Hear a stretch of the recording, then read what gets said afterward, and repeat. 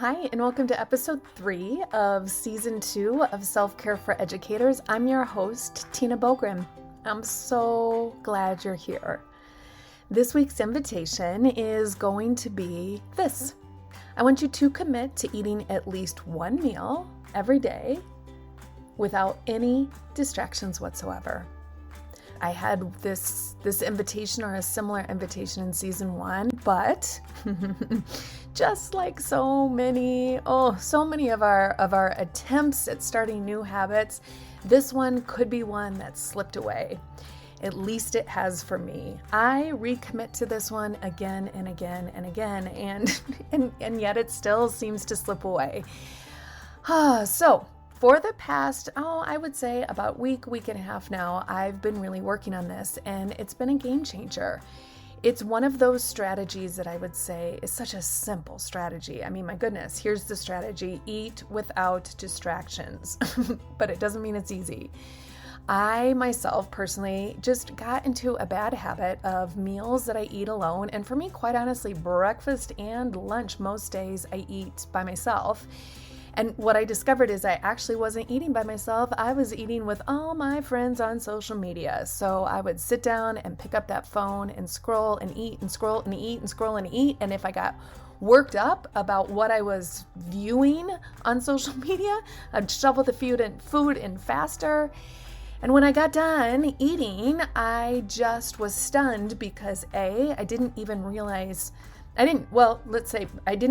much I ate. I didn't pay any sort of attention to how my food tasted. I didn't do any sort of check-in to see, should I still be eating or am I actually good? Like, I just shoveled it in. And in fact, when I got anxious about anything I was looking at on social media and eating more quickly, that was impacting my digestion. It was just this awful cycle. And it just didn't feel relaxing in any way. You know, we think oftentimes we just pick up our phone for relaxation, but in actuality, oftentimes it really is not relaxing, especially when we're doing that scroll. Especially now, there's a lot in the world with people that have strong opinions.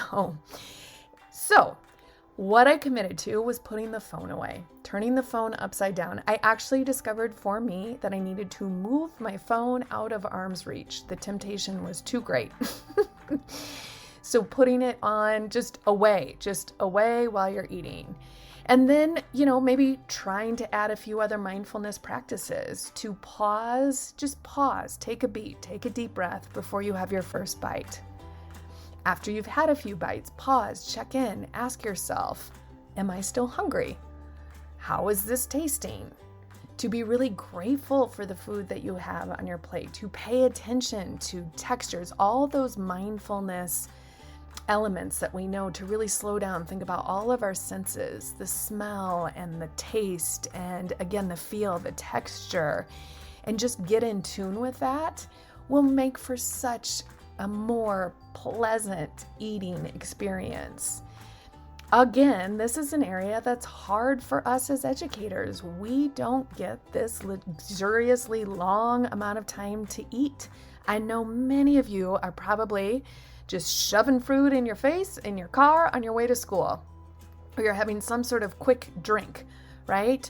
Or you are trying to do 700 things on your to-do list during your 12-minute lunch period. I know.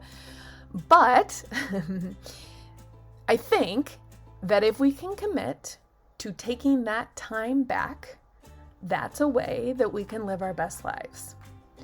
Now, you don't want to change everything all at once, and it can feel overwhelming to try to think about changing routines and habits. I want you to start with just thinking about one meal each day that you might be able to eat without distractions, to slow down. Maybe one day this week, you're going to get up early enough to actually eat breakfast at home before you head to school. And you're going to do that without distractions. Maybe it's going to be at lunch that you're going to give yourself permission to not try to answer 12 emails, grade 16 papers, do all of the things and eat. That instead, you're going to just eat and see if this makes a difference. what I discovered for myself is it made a difference in a lot of ways. It helped me slow down and reset and take a beat and just get myself back in the present moment. And it helped me be grateful for my food and to pay attention to it, to eat less actually, because I wasn't just shoveling it in. Helped with digestion, all of those pieces. And it's important for us to pay attention to if there are good things or advantages about engaging with this, because that will help us continue to do this.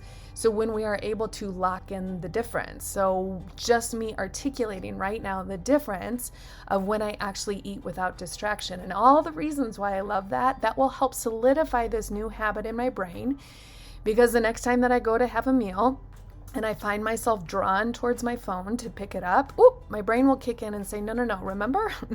Remember, this is the way we live our best lives, to just allow ourselves the chance to eat.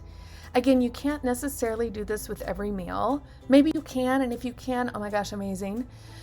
But maybe you just start, again, just one meal a day. If that feels overwhelming, start with just a couple meals this week, or just one meal this week. Just one where you promise, commit to really allowing yourself to enjoy the meal totally on your own, no distractions, no TV, no phone, no nothing. Just you and your food and see how that makes you feel. Report back or report out over on the Facebook group. I love to know how you are engaging with these invitations, what they mean for you, putting your own spin on things. I can't wait to hear. As always, a huge thank you to Brooke for making this happen. Thank you to Solution Tree and Marzana Resources for this job I get to do. And for you, our badass self-care squad, my gratitude is so huge. Thank you for spreading the word. Really, word of mouth is how we find each other, and it makes me so happy to just watch our squad grow and grow with these incredible educators from all over the world. Quite honestly, we're so happy you're here. You guys have an amazing week. I'm cheering so hard for you.